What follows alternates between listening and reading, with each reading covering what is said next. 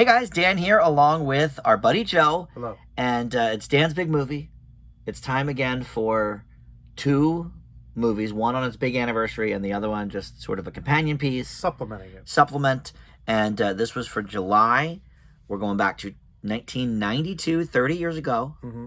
We love the 30 years because that was like, I was in high school. We did a lot of 91s last year, Mm-hmm. and now we're doing 92s. Mm-hmm. So we decided we haven't done any animated yet.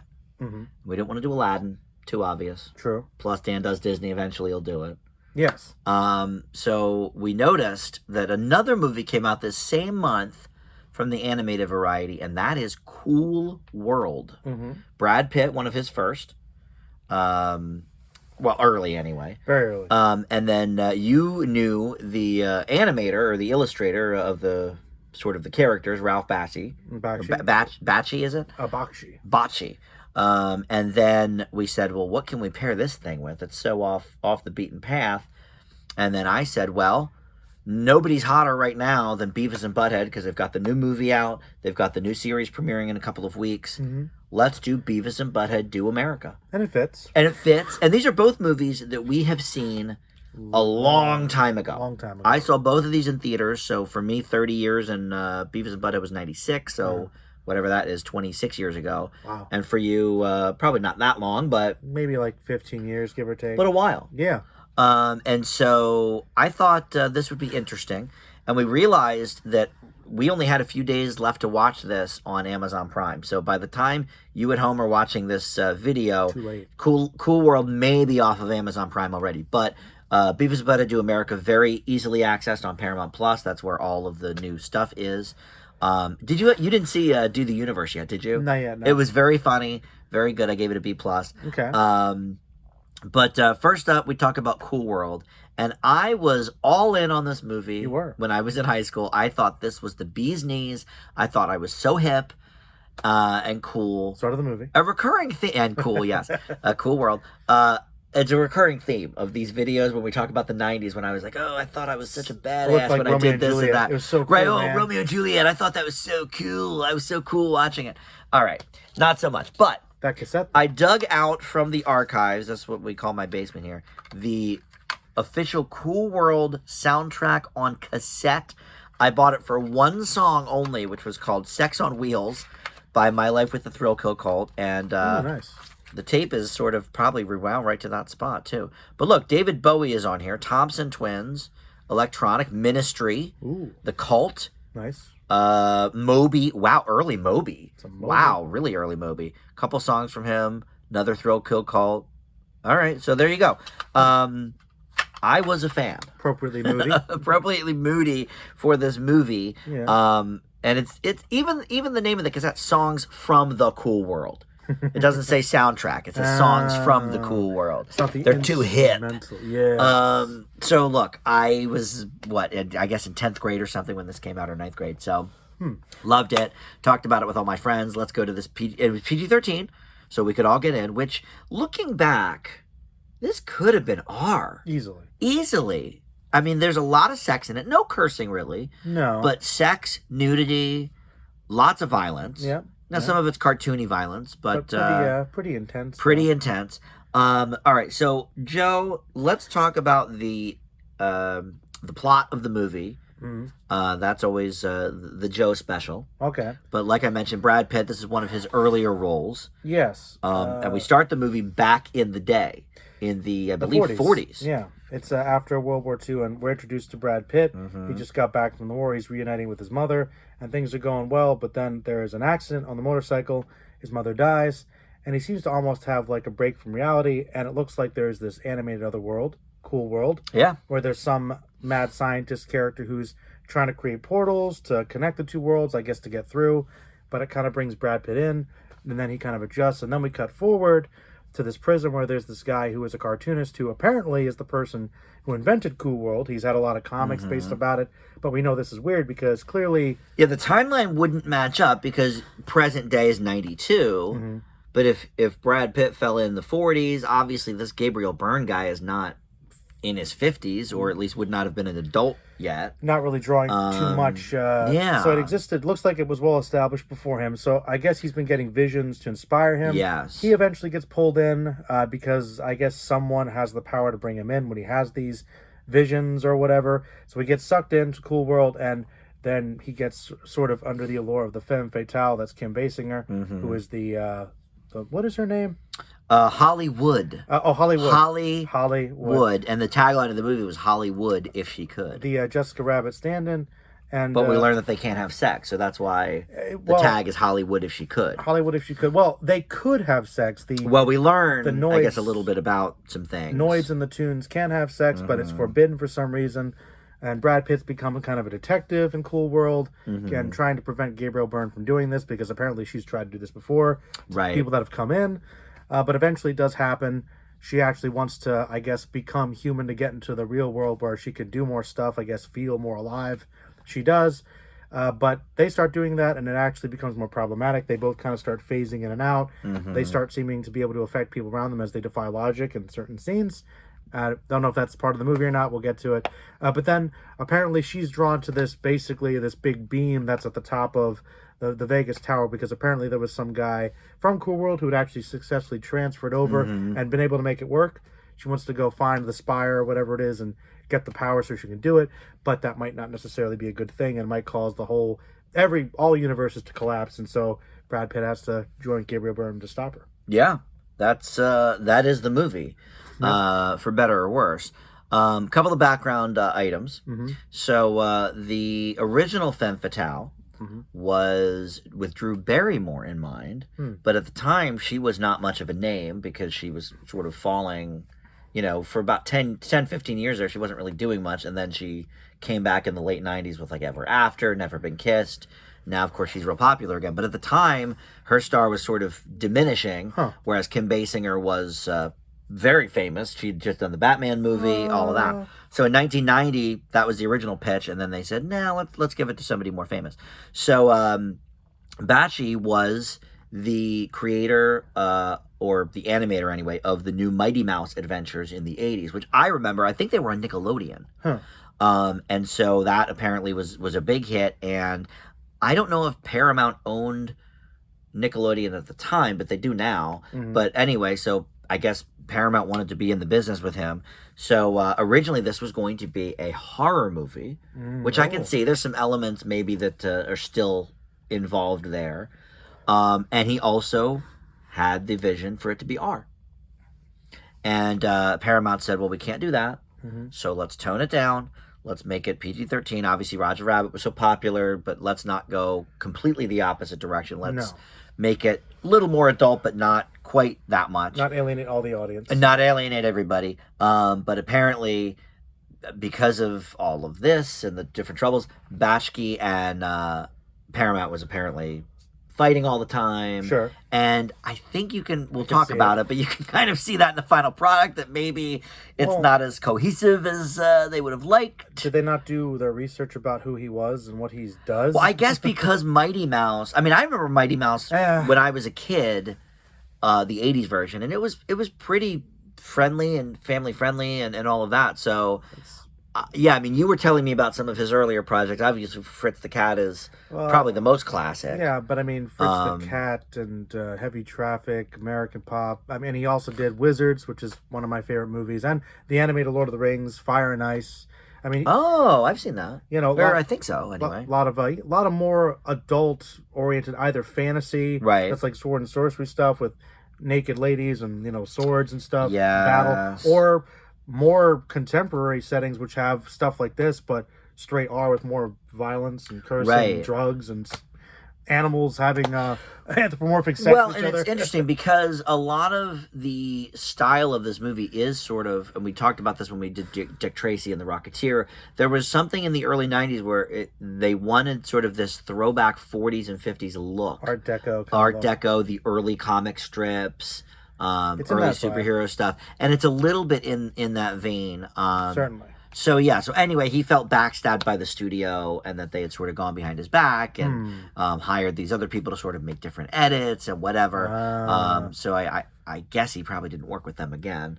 Well, this is the last Is this the last thing he ever did? It's the last feature film he ever did. Oh, is that right? Yep. Is he dead now? I think he's still alive, but Okay. he just does like little independent shorts and things like Well, that. perhaps this experience just spoiled him on Hollywood and in general. Yeah. He just sort of backed away. I don't know. Well, I think Interesting.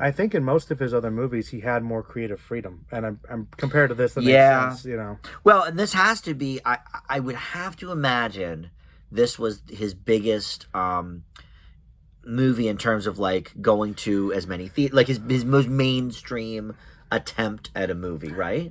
Probably the only other thing that might have been more mainstream was the Lord of the Rings. Maybe that Lord of the movie. Rings, was I think pretty big at the time. Maybe not, Which makes sense too. It might have been competing with the post Star Wars crowd, so I'm not sure. Yeah, but I think that's probably his best known thing. But I mean, before I even saw this movie, I was all about it because the promo blitz, they were airing commercials for this all the time on MTV and Fox and a lot of the networks that skewed younger. This could potentially have been one of his more mainstream movies, because this is one of the few movies he did, I think, to this degree with live action and live action performers. So yeah, he mostly did animated. A huge studio, obviously. Yeah. And big names. Yes. I mean, Brad Pitt maybe not yet, but Gabriel Byrne was pretty successful at the time, and then Kim Basinger, of course, like we said, was huge. So yeah, I guess knowing that and knowing that he felt like backstabbed by the industry and by Warner Brothers specifically, or I don't know. I guess that stands to reason. But let's talk about the movie itself, because it's got things in it. Stuff in it. And we can both admit Roger Rabbit, one of the greats. Yeah. It was in my top 50 of all time. Kind of want to watch it again. And I always want to watch it. And it was clear that they were trying to sort of nod to that style. I mean, the animated figures in here are very much of that sort of 40s vein, like the Fleischer Studios, who did like Popeye and Mighty Mouse, and some of the more like like Woody Woodpecker, some of the more off-brand, properties, not your Bugs Bunny and not your Mickey Mouse. But feels like that. That was a very sort of Roger Rabbit, like they obviously brought in a lot of people from the 30s, 40s, 50s in animation to be in their movie. So the animation style here feels very similar to that. Obviously the Kim Basinger, like you said, the stand-in pretty much verbatim for Jessica Rabbit. I mean, she almost says something similar to "I'm not bad, I'm just drawn that way." But I learned a couple things watching this movie. Okay. Number one, I'm not a fan of Kim Basinger. I think I sort of knew that from Batman. But I think she's only done two things that I liked: 8 Mile and L.A. Confidential. We said that when we watched it. And I kind of stand by that. Yeah, I don't think she's very good here. I don't think she's a very strong actress. I mean, maybe she didn't have the best direction, perhaps, but yeah, her performance is pretty weak in this movie. Even the voice work was kind of weak. Yeah, and I feel like Brad Pitt's really giving it his all. He's kind of carrying the movie. And Gabriel Byrne does a good job too. I will admit that. He's fine. I don't know him from too many things. Usual Suspects. Usual Suspects I never saw, but the only thing I knew from at the time was he did that awful Madonna movie, Who's That Girl? Oh. That was just piss poor. Well, but yeah, I mean, his star was kind of on the rise at the time. He does okay. It's kind of weird watching it again, because I don't think I realized it so many years ago, but the main character in the movie is actually Brad Pitt.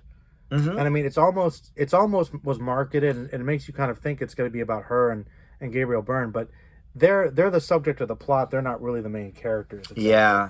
Which I think maybe it kind of suffers, because I think the focus should have been more on some of the other themes of the movie, which they could have explored a different way. This could have been like maybe the B plot and had a little less of the focus. Well, and I wonder if that was part of the editing things that maybe Bashki was not aware of or did not want, because if you think about it, at the time, Brad Pitt was red hot because Thelma and Louise had just come out, and everybody loved it. We did that last year on Dan's Big Movie. And so maybe they even sort of reframed and re-edited, because I remember all the commercials really were focusing on sort of his character, and I Gabriel Byrne a little bit, but yeah, it was like him talking to her as the detective and all of this. So maybe that was part of it. Maybe the original plot was, this is all speculation, of course, but maybe it was more focused on them, because I agree. I think the focus of the movie is not really where it needed to be, or what was most interesting, right? Yeah. And I kind of like the noir element it's going for, and I kind of those detective aspects of the story and seeing him deal with Cool World, I think would have been more interesting in his relationship with his girlfriend and not being able to have sex, and the relationship between the Noids and the Doodles, Right. And just kind of exploring the mythology of the world and the rules of the world. I know is really lacking. Well, here. and it, like you mentioned, it's sort of in the plot synopsis, they sort of go Things all just over the place happen. with it, and they break their own, what we thought was sort of an in movie rule. Well, it's not really breaking rules because they never established them, right? Which is, right. I guess, kind of a way to say, all right, we can't say we broke the rules, but because we never showed you the rules to begin with. I guess that's true. And you could explain could be one way out of it. It's cartoony, but it would just, the world is so interesting that I would like a little more backstory. And it seems like they're going to start like the machine. How does it work? We get a start of it, and then we don't see that character until the end of the movie. Right, last scene or second to last scene. So, and I think that's a lot of the area of the story should have just been completely refocused and expanded on. Do you think, okay, because this is not that long of a movie, it's about an hour 50. Do you think this could have actually been helped by maybe a 15, 20-minute longer runtime, but explain some of that or establish it, or do you think that would have hurt it if it was any longer? No, I think that it could have definitely been longer, but I think that it would have had to rework the script in a couple areas and refocus it, because I do think that the main focus of the script, which is those two characters and the problem that's occurring, the conflict, is just not that interesting. It's really not. And the characters aren't that written, and the stuff that seems like it's the main focus is not the main focus. Right. It just happens to be more interesting and better performed. Well, and I think the other thing maybe with sort of a lot of the background characters is that they were sort of going for this Roger Rabbit thing where it's like, oh, we can throw, have this guy say this line or throw this guy in. But these are characters we don't know. We're unfamiliar with them. Roger Rabbit, of course, they used all the classics. So I didn't really know anything about a lot of the side characters. We really liked Brad Pitt's buddy. Girlfriend. The cartoon. The doodle. Guy. The sheriff Like guy. he was really fun and cool. But other than that, and Kim Basinger, and even his girlfriend isn't that fleshed out. Not really. Seems interesting, but there's just but they don't the surface, explore it, right? And that's the thing. There's just a lot of underdeveloped, underexplored ideas in the movie. In addition to just being kind of sloppy, and some of the performances, like Kim Basinger is supposed to be. I think she was just sleepwalking through this movie. Bad voice performance. If she's the linchpin, it's not a good one. Yeah. It also doesn't help that, like, because she's also maybe a little underwritten, and the performance, she doesn't come off as likable. She's the center of the story. Yeah, she really doesn't. We don't really care. Jessica Rabbit, we had, I feel like a reason to care about the character, and she was certainly more drawn out, no pun intended, but yeah, I never really got the sense that she was a good person. And I guess, I remember I was doing a little research, I forget if it was before or after, but she comes up as a villain, like she's the antagonist in some of these wikis, and I never thought of her as from my memory, but she is kind of bad, and certainly you can have that as the impetus for the movie, but you want it to be interesting. You want there has to be charm. There has to be something you like about the character. Yeah, I feel like, and maybe I would have to go back and look, I guess, at some of these like just like the sort of anti-hero thing. But now it's like we see all these TV shows and movies where it's like the anti-hero is the thing. It's the age, ever since The Sopranos, really. But but right back then they didn't give us any reason to like this character. Yeah. And I feel like we were supposed to. She's supposed to. I mean, I get what she's going for, but that's another thing too, is that, that she wants to go out there and experience what it's like to be a human. But in the context of her own world, she certainly acts like she can do all the stuff she wants. She's what is she missing, really? It's weird. And she never ages in Cool World. Like, she wants to become immortal. That aspect of it. Yeah. I mean, and there's probably a good theme there, but once again, we're just grasping at straws. Right. So there you go, though. That would have been something good to explore. Yes. That is not. Yeah, so at all. There's a lot of potential for good. But it's wasted. It's almost all wasted potential. Cool World was very frustrating for me because there were certain things about it I liked. I remember obviously being drawn to it when I was younger, drawn to it again. And the funny thing is, I think that the premise for the movie and the hook, the first super great. 20, 25 minutes, half an hour, it was quite interesting. And once she gets out into the real world, it starts to go downhill fast. Yeah, really fast. Like, oh my goodness, that one scene where it just defies logic. In She Vegas? starts flirting with the people, and then they just Oh kick the my guy out. God, at the casino. It was so Yeah, that bizarre. was so stupid. Yeah, A lot of that stuff didn't make any sense. Yeah. And you're right. If they sort of established maybe things in the world or in the movie even. Like but why right, it's once happening. once she became real, it was supposed to be in the real world, but things still didn't make any sense. Which maybe there could have been a line or two to explain that, but there never is. There never is. And it's just there's a lot of that where I feel like there's just a lot of easy fixes that they didn't do for some. Maybe that was editing. Maybe that was I mean it's really hard to say. But knowing that Bashki's vision was not, didn't come to fruition. But all of these characters obviously are, they have his sort of look and that style and all of that. Like it seems like when we're in Cool World, it is. It's very him, actually. It's actually the best thing about the movie is when it seems like he was mostly getting what he wanted. Right. But the fusion with the live action and the Roger Rabbit stuff, which I don't know if he wanted to do, because he doesn't really do that. Well, I don't know, though, because some of his other movies utilize rotoscoping a lot. Oh, okay. So he is one of the animation masters. So he was not, unfamiliar with using live action. So that's not really an excuse. It also doesn't look that fluid though here, and obviously the budget probably wasn't as big as some of the other movies. But no, I felt like some of that, like especially like for example when Brad Pitt is like putting his arm around his girlfriend, it looked so bad, and I don't know if that was a stylistic choice. I don't know if they were specifically like sort of thumbing their nose at more successful movies or something, and because I don't know, but it didn't look good. No, and I guess to be fair, if there were 2D looking drawn characters combined with live action, would it necessarily look good if they were together? I know. Maybe good not. Question. So it's an interesting. It might have been stylistic. Yeah. I feel like he could have done better. But then again, Roger Rabbit, they did have a big team, and the extra mile they went for the shadows, to make it really look fluid. That was another level. Where this looks like it's just, more of a mesh. And it may be unfair to keep comparing it to Roger Rabbit because obviously that is the gold standard of this style. Yeah. But, that's clearly kind of what they were going for with this movie. Yeah. So it's impossible not to.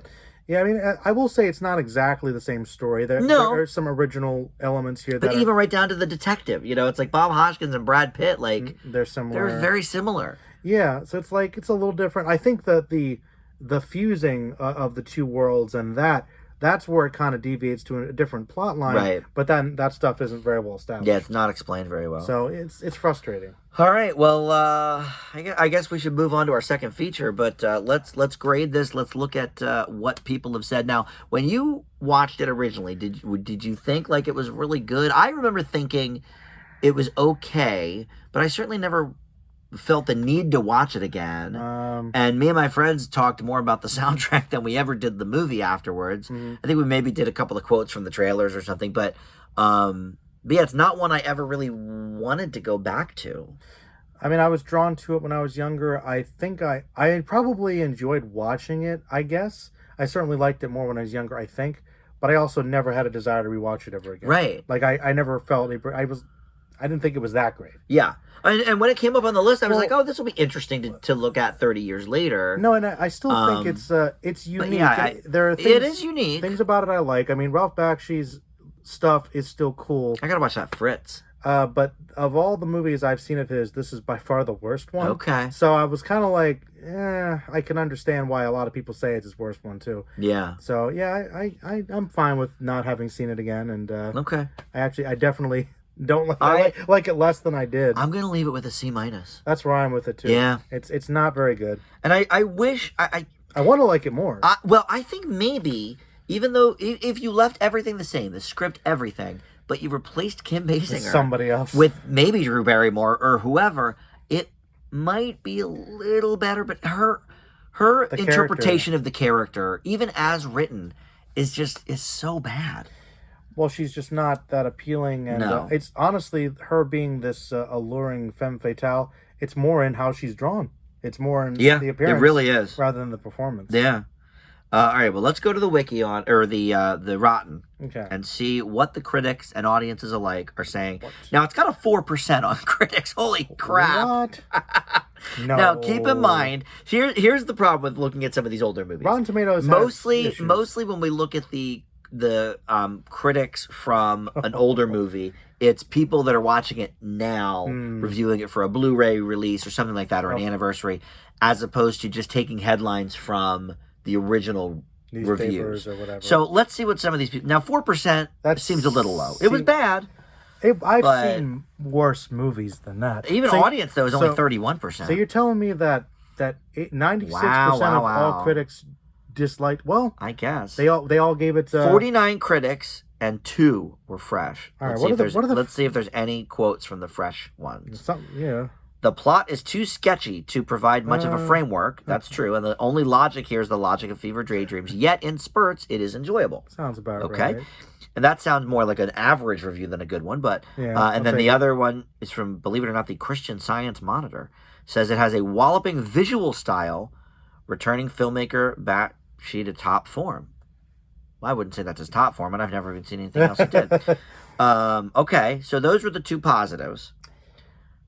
And even they were like very average positives. I feel like they're defending it just to give it a shot. Like, you know. All right, so here you go. What Bakshi and his screenwriters don't realize or recognize is that even dream worlds have their own logic. It's all about the logic and the rules the absence of it. Watching these 3 struggle to bring verisimilitude to this cockeyed business is painful, and watching the parade of ricocheting doodles is just headache-inducing. That's from the Philadelphia Inquirer. That's my home paper. It's intense. Story sketches a few ideas to the breaking point. Its dialogue delivers little wit and few laughs. I will admit that it wasn't very funny. No, and I think they were trying in some, maybe in some parts. Okay. But Bakshi crams the screen full of zany goings-on, occasionally breaking out with brilliance. All right, so that's more of an average. I think that's probably in our sort of C- camp. All right, now how did we think Ebert? Well, now at a 4%, unless he's one of those 4. But again, who knows if they took an Ebert review for this? I guess I always hate that when we don't know. I feel like I think this is literally a 1.5 star. 1.5. Yeah. What if it was on worse movies? I guess I forgot. I don't think it's on his worst, but I guess I forgot how people did not care for this movie. I guess because I was 13 or whatever, and I thought it was fun. All right, here you go. Cool World movie review. Oh, man. Let's see. 1 star from Ebert. Now, that's out of 4. Whoa. If you liked Roger Rabbit, you'll love Cool World, the DJ said. He was wrong, but you can't blame him. He hadn't seen the movie. See? Even Ebert started his review out with a quote about Roger Rabbit. You know, I'm starting to think I'm developing an idea of the problem here. I think people are comparing it maybe too much to one of the best movies ever. But they were clearly going for that. I don't know. But I mean, I know he loved Roger. He wasn't that like great. Who movies? doesn't love Roger Rabbit? I think one star though. I think the drinking game for this review is anytime we mention Roger Rabbit, and you'd be on the floor passed out by now. We don't have a rule for anytime we mention Roger Rabbit in conversation, drink. Well, I guess that's true, but I think it's impossible not to compare the two because of that era. It is true. Here you go. There's nothing wrong with this concept. There's everything wrong with the execution. Yeah. I'm with him. I think 1 star might be a little harsh, but I didn't find it enjoyable. Yeah. And I found it confusing. It was very confusing. Yeah. All right. Well, let's get to one that's a bit more straightforward. Yes. Not trying to break any boundaries, I think. This is from 1996, Beavis and Butt-head Do America. Now, again, I saw this in theaters, too. Mm-hmm. I was in college at this point, and I did not have MTV in the era of Beavis and Butt-head. I would watch it occasionally at my friend's house. I knew certainly who they were, but I wasn't like, I didn't watch every episode, whatever. I couldn't. But I always thought they were funny and think that they're funny to this day. In fact, the last time I watched MTV with any regularity is when they brought the show back in like 2010 or something. Wow. And that was pretty funny. I remember that. They had some good episodes. And I'm excited for the new series. But this is interesting because it was before the South Park movie. It was before the first because SpongeBob probably wasn't even on the air in '96. But the idea of taking a cable station's cartoon show into a feature film. I don't feel like they did that a lot. Simpsons obviously didn't. Simpsons obviously was way it's ahead. more common now. I mean, you get Aqua Teen Hunger Force had a movie. Now they've done a lot. Bob's Burgers just had a movie. So now obviously it's a home run. But even the two Daria movies they made just went on to MTV. They weren't theatrical. Oh. So it's interesting to me that they put all this budget in it. Bruce Willis and Demi Moore are both in it. Yeah, I mean, obviously this was another huge sort of pop culture touchstone. We talk about, you and I anyway, off air, talk all the time about like Austin Powers and all these. I think Beavis and Butt-head really was, and maybe still is, I don't know, but this sort of pop culture staple, place in time. Certainly put Mike Judge on the map. This was pre-King of the Hill. It's very, very 90s.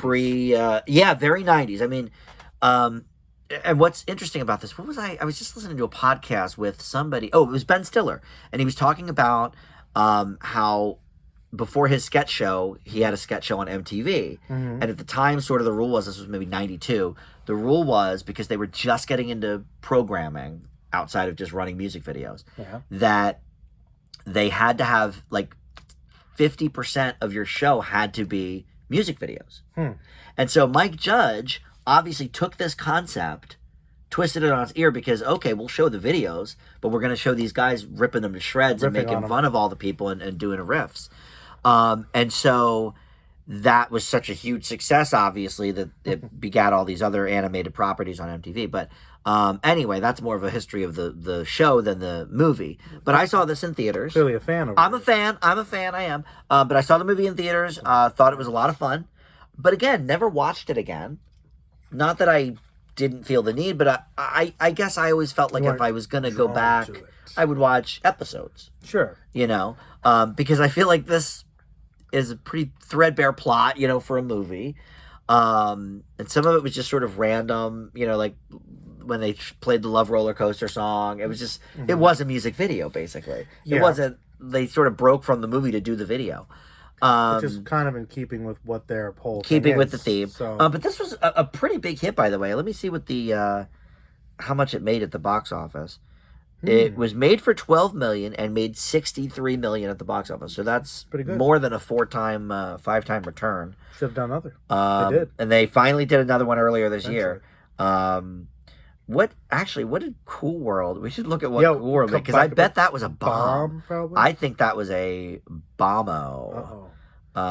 Let's see here. Ralph Bakshi and Don Bluth had similar things happen. Let's see.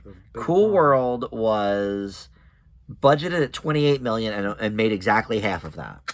So, okay. There you go. There we go. Oh, you know what? And I kept saying Warner Brothers. It turns out these are both Paramount. Oh. Cool World was Paramount as well. Okay, so I stand corrected on that. I kept saying Warner Brothers. But all right, well, even more together then, because Beavis and Butt-head obviously is a Paramount movie. So tell us about the very threadbare plot of this movie. Beavis and Butt-head are trying to watch TV, but it turns out their TV is stolen. Can't do it, And they are going on a journey to find a way to get their TV back.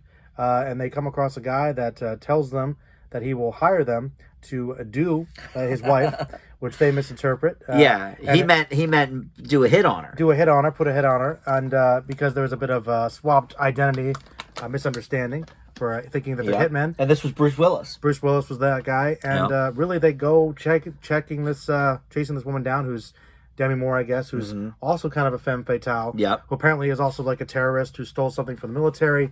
And so Beavis and Butt-head are just kind of in the middle of a much bigger movie. Right. And in the meantime, trying to get basically across the country from California to D.C. And that's pretty much it. And by the way, now that I've watched this one again, Do the Universe is actually fairly similar in the plot schematics of the world is literally at stake. And there's kind of... And all they are trying to do is have sex. And they don't know anything about what their surroundings are or what the consequences really are. I kind of like that trope of just sort of the oblivious hero. Yes. Like they're saving the day without any realization of what's going on. And I know you've never seen it, but I know you do a killer Dr. Claw impression. But Inspector Gadget, that was every episode was like, Gadget is a bumbling fool. his dog and his daughter save the, or his niece save the day. Mm-hmm. He has no idea. He thinks he did it. Mm-hmm. It's like he saved that the is day a classic trope. almost accidentally, Yeah. or just by circumstances of things around him. Right. He's the center of. Yes. Yeah, which I do kind of like that. That's a fun actually trope. do like it too, because you know what? It's, these people are all well-meaning. Yes. Like Beavis and Butthead, They're- they're so interesting because they are clearly idiots, Yeah. but they don't necessarily They're strangely... have any ill will for anyone else. Like, they usually take their idiocy out on each other, like kicking each other in the balls or whatever it is. Yeah. You know, they very rarely, like, even when they go to, what's the guy's name whose voice is like Hank Hill? The old man, yeah. the neighbor. I the forget his proto name. Hank Hill, yeah. The proto Hank Hill. You know, when they're masturbating in his camper, it's like they don't really have any. It's just that's the place to go. Like they don't. It's not a prank. They're not. Really. Yeah, they're not trying to like get him or anything. So it's just very funny that these guys always stumble, you know, into these situations. They're very focused on themselves, but they're not really out to get anybody. Really. No, because they don't care. They don't care. They don't care enough. But they kind of they go with the flow. I mean, Yes. There is something oddly likable about them, though, And it's charming in a way. And you'd think they would be annoying, and they seem like kind of jerks, but they're pretty harmless. And it's also one of the most. And Mike Judge, I'll say it always, because I watched Office Space in theaters. I watched Extract in. I always try to like go to his stuff. Office Space, of course, was a huge bomb at the time, but now we know. Great movie. You know, and I always like King of the Hill. Mike Judge has sort of tapped into this like.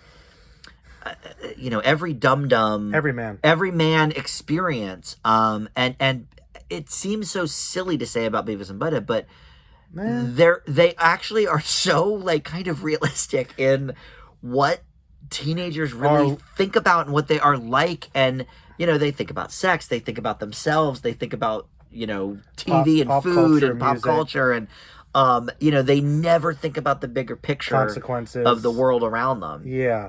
Which, and I think everyone can relate to that at least a little bit. Yeah. At some point in their lives.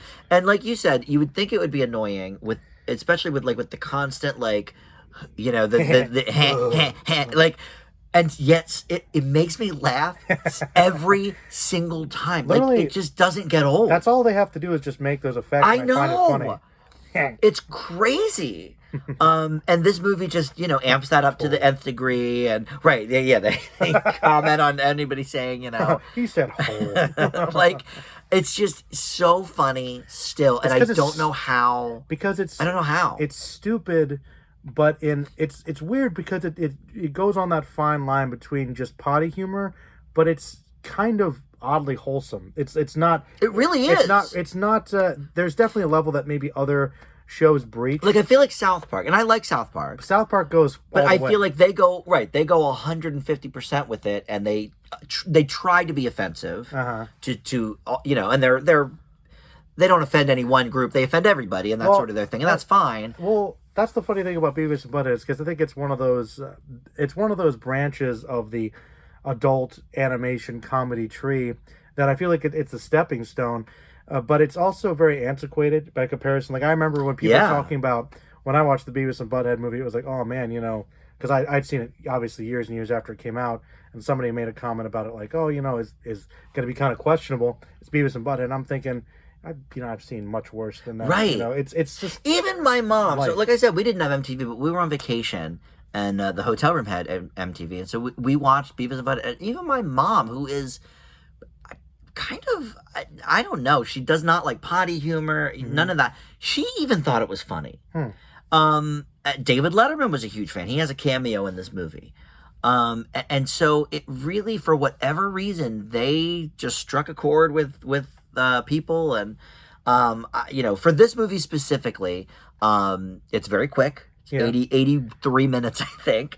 And it's just them doing their thing. It doesn't play like an extended episode, though, because of course they don't break to do music videos. They don't, you know, it's definitely different. Yeah. It's definitely something a little bit different, which I appreciate. Because that's a trap a lot of these shows fall into. Is it just an extra long episode? Yes. Which some people said about the Simpsons movie. You know, that was a big complaint. It could be said about that, I suppose. I said it in my video about Bob's Burgers movie, and it wasn't. Episode? Yeah, it was basically like a 4-part episode. The story was definitely longer than a 22-minute episode would contain, as was The Simpsons. Sure. Or South Park for that matter. Of course, South Park's done a couple of like 3-parters anyway. Yeah. But yeah, this was definitely something unique that we hadn't seen before. And because it was PG-13, they got away with a little bit more. But even then, like, they weren't dropping F-bombs. It still was, like you said, wholesome. Well, they didn't need to drop an F-bomb. It didn't really... No, it didn't require it. Now, today they probably would. Just to be edgy. And it's annoying. Yeah. And they didn't care about that. You got to earn it, I think. You got to earn the F. You do. I think so. And yeah, so I think this definitely acts as more than just an extended episode. But it has everything that the typical the typical episode had. Funny Beavis and Butthead, funny side characters. I think this movie still holds up. And Mike Judge actually recently, since the new show's coming back, he had mentioned that like they had sort of played around with making 3D versions of them or doing this different style. And he said every new style they came up with, they just weren't as funny. So he wanted to specifically keep with this gritty kind of they're badly drawn. Like they're this weird, ugly. Well, and the South Park guys realized that. Like even with the original couple seasons were all like their cardboard and felt sort of things, and they decided to just keep with that look even after the computer animation digitizing stuff. And I think that's for the better, because I can't imagine. Like, I hate those like newer Looney Tunes things where They're it's all like CG, they just look so weird. It is weird. They're too soft and pliable. Right. Even when they did the live action SpongeBob, I think they look kind of weird. Yes, I agree. Well, like, I just prefer 2D animation in general. I think there needs to be more of it. I definitely agree with that. I don't know. But yeah, so overall, look, there isn't a ton to say, I feel like, about this movie. I've said it. MTV had a hit on their hands with the show. They said, let's do a movie, and they did it. It obviously made a ton of money. Yeah. And I think this was a summer hit, too. I think this might have been a July or August. I think people like I'm wrong. Christmas. It was December of 96. Oh. This was a Christmas special. That's interesting. All right. Anything else we can say about it? Really? No. That's it. They do the cornholio thing. The proto Hank. Oh, I liked the general. I mean, that's the drinking game there for doing cavity searches. That was pretty good. That's right. Whatever the reason, like why? Yeah, he kept doing that. That was his go-to. I will say this. This is interesting. This was the largest December box office opening of all time at that point. Wow. Wait. What? December box? That can't be. Christmas.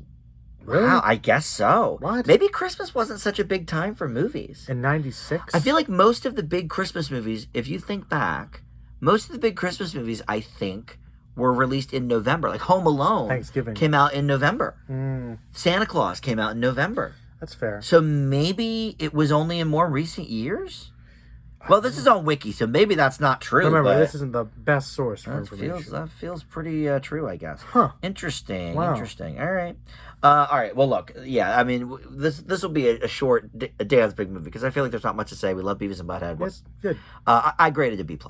I give it a B. Okay. Very good. B for you. B. Okay. I thought about a B+, but I don't know. I feel like I think I gave the new one a B+, and I think that's fine for this as well. Okay. What I like about it is they didn't stretch it out. Like, it could have been another 20 minutes or whatever to get, but they didn't need to do that. All right, so let's see the Rotten. I think people love Beavis and Butthead. I think they do too. So for the Rotten, you've got, let's see, 71 and 69. They agree. 69. 69 for the audience. They did that on purpose, I think. They're in cahoots. It's all Beavis and Butthead fans. They knew. 69. So let's see. How about that proto Hank Hill though? Van Dries, I think. Yeah, I mean, he even did all the bits. I love Mike Judge. Mike Judge is so freaking clever. Yeah. No, I think I love that the genesis is just that character. It's just that guy, yeah. Yeah. Its idiocy is irresistible. Idiocy. A satisfying mix of puerile humor and genuine satire. What a pair of glorious morons. This movie is still such an affront to intelligence and deliriously funny.